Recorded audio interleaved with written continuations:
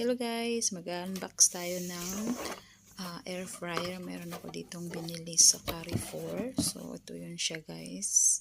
Click-on ang tatak niya. So ayan. Kasama na siyang manual. Pinaka brochure niya. Tapos ayun. Bubuksan natin. Titingnan natin kung maganda ba itong klaseng air fryer.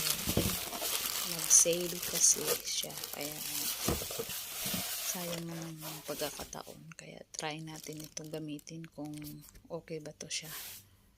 So ayan, tanggalin natin itong plastic muna. Ayan, color ano pala siya, color gray. Ito ang pinili ko kasi laging common na masyado yung laging itim. So, gray naman para maiba naman siya guys.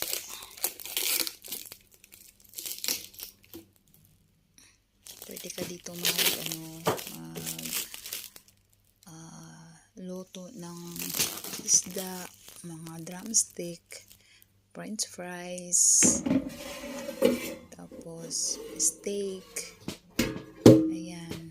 wings, yan, pwede ka magluto. May ano naman may instruction naman kung ilang degree at saka ilang minuto mo siya gagawin.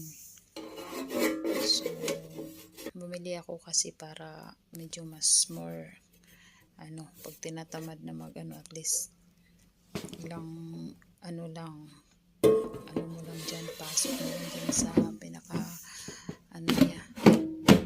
pinaka tray niya. So at least makapag luto ka na ng ulam mo.